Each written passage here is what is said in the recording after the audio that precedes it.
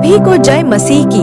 हम आप सभी का स्वागत करते हैं हमारे YouTube channel Jesus is almighty पर। अगर आपको हमारी वीडियो अच्छी लगे तो आप हमारे चैनल को सब्सक्राइब कर सकते हैं और साथ ही में बेल आइकन भी प्रेस कर सकते हैं ताकि आपको हमारे चैनल की आने वाली सभी वीडियोस के नोटिफिकेशंस मिल सके।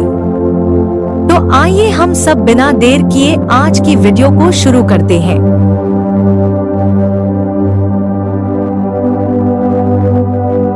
तो आज की हमारी वीडियो का विषय है कि हमें चर्च में किस प्रकार आराधना करनी चाहिए या फिर कैसे खुदा की प्रस्तुति करनी चाहिए।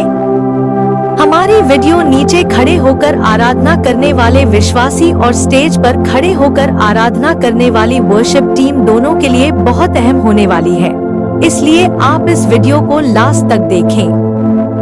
नंबर 1, जैसा कि हम सब जानते हैं कि परमेश्वर ऐसे आराधकों को ढूंढते हैं जो कि रूह और सच्चाई के साथ उसकी प्रस्तुति करें। इसलिए हमें सबसे पहले परमेश्वर के साथ अपने संबंधों को सही रखना होता है, क्योंकि परमेश्वर हमारे दिल की गुप्त बातों को भी जानते हैं और हमारा कुछ भी परमेश्वर से छुपा हुआ नहीं है। इसलिए हमें चाहिए कि हम जब पुलपट पर आराधना के लिए जाएं, तो हम सबसे पहले प्रार्थना करने के बाद जाएं। इसके अलावा हम पूरा हफ्ता हर एक दिन परमेश्वर की इच्छा के अनुसार प्रार्थना करते हुए, उपवास करते हुए और उसके वचनों पर चलते हुए बिताएं। ऐसा करने से आपकी आराधना में परमेश्वर की उपस्थिति दिखाई देगी और एक अलग ही अभिषेक उस स्थान पर होगा। नंबर 2, आपको आराधना परमेश्वर की इच्छा के अनुसार करनी चाहिए, ना कि अपने मन के अनुसार करनी चाहिए, क्योंकि कई बार परमेश्वर का आत्मा हमें कुछ और गाने के लिए बोलता है जबकि हम अपनी इच्छा के अनुसार गाना चाहते हैं।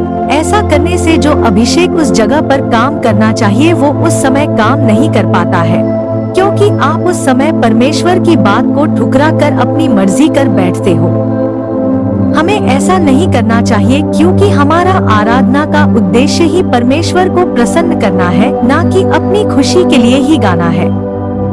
नंबर 3, हम जब भी आराधना करें तो हमें दूसरों को खुश करने के लिए आराधना नहीं करनी चाहिए, क्योंकि कई बार ऐसा होता है कि कुछ आराधक सिर्फ दूसरों को खुश करने के लिए ही गाते हैं, क्योंकि उनकी इच्छा है कि लोग उनकी सिंगिंग को देखकर सिर्फ उनकी ही तारीफ करें, ना कि उस वर्शिप में परमेश्वर की महिमा हो। ऐसे आराधक कई बार दूसरों की इच्छा के अनुसार ही आराधना करने लग जाते हैं ताकि लोगों से वाहवाही लूट सके। आपको ऐसा नहीं करना चाहिए, क्योंकि शैतान भी एक समय पर परमेश्वर की आराधना करता था, लेकिन जब उसने परमेश्वर की महिमा खोने की कोशिश की तो परमेश्वर ने उसे नीचे गिरा दिया था। आप भी ऐसा मत करो,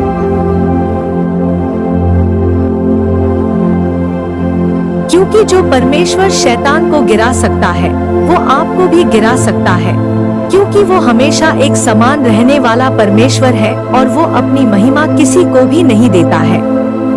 नंबर 4, हम जब भी आराधना करने के लिए जाएं तो हमारी सॉन्ग सिलेक्शन बहुत अच्छी होनी चाहिए और हमें यह भी पता होना चाहिए कि हमें किस समय पर कौन सा सॉन्ग गाना है, क्योंकि कई बार कुछ आराधक सिर्फ वो ही गाते हैं जो उन्होंने तैयारी की होती है, ना कि सिचुएशन के हिसाब से गाते हैं।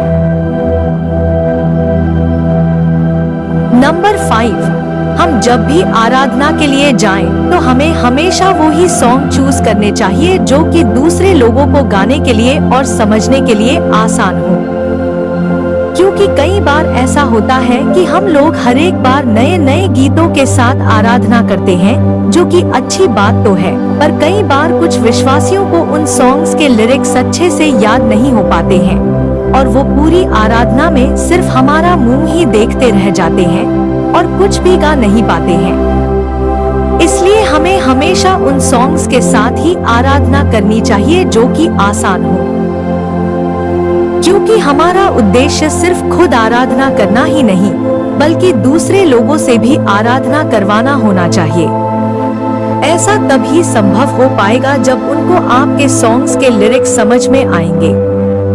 नंबर 6, हम जब भी आराधना करने के लिए जाएं, तो हमें बहुत शोर शराबे के साथ आराधना करने की जरूरत नहीं है, क्योंकि ऐसा करने से कोई ज्यादा अभिषेक नहीं उतरता है। क्योंकि कई बार ऐसा होता है कि बहुत सारे आराधक बहुत जोर लगाकर गाने की कोशिश करते हैं और बहुत सारा शोर मचा देते हैं, जिससे सामने वाला व्यक्ति कई बार परेशान हो जाता है।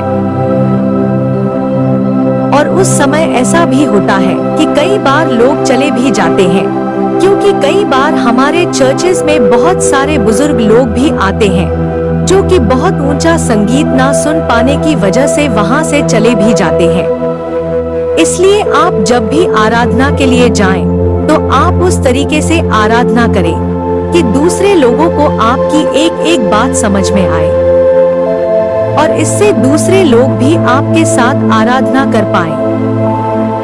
नंबर 7, हम जब भी पुलपट पर आराधना करने के लिए जाएं, तो हमारा पहरावा अच्छा होना चाहिए, जे नहीं कि उस पहरावे से दूसरे लोगों के लिए ठोकर का कारण बने। क्योंकि जिस समय हम सभी आराधना के लिए पुलपट पर आते हैं, तो उस समय बहुत सारे लोग हमें देख रहे होते हैं और बहुत सारे लोग हमें जज भी कर रहे होते हैं कि ये भाई बहन कोई गलती करे तो मैं इसको वर्शिप टीम से बाहर निकलवा सकूं। हमें उस समय किसी को भी ऐसा करने का मौका नहीं देना है। अगर आप वर्शिप टीम में हैं, तो आप सभी को एक ड्रेस में आना चाहिए, जिससे दूसरे लोग यह जान सके कि ये इस चर्च की वर्शिप टीम है और ये सभी लोग एक मन है। नंबर 8, हमें उस वर्शिप सॉन्ग को जो हम संडे को गाने वाले हैं, हमें उस सॉन्ग को अपनी टीम के साथ शेयर करना चाहिए, ताकि दूसरे लोग जान सके कि आप कौन सा सॉन्ग गाने वाले हो। वरना ऐसा भी हो सकता है कि जो सॉन्ग आपने तैयार किया हो, वो ही वाला सॉन्ग कोई दूसरा व्यक्ति भी रेडी कर ले।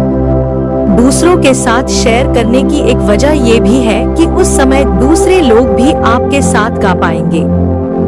नहीं तो ऐसा भी हो सकता है कि उनको आपका सॉन्ग आता ना हो और वो सिर्फ आपका मुंह देखते ही रह जाए। और उसके साथ ही आपको उस सॉन्ग की पूरा हफ्ता प्रैक्टिस करनी है। अगर आपके पास समय हो तो आप वर्शिप टीम के साथ एक दिन प्रैक्टिस के लिए रखा कीजिए। तो ये थी कुछ ऐसी बातें जो आपको वर्शिप में हेल्प करेंगी। मुझे उम्मीद है कि इस वीडियो से आप सभी ने आशीष पाई होगी। प्रभु इस संदेश के द्वारा आप सभी को आशीष और बरकत दे। सभी को जय मसीह की।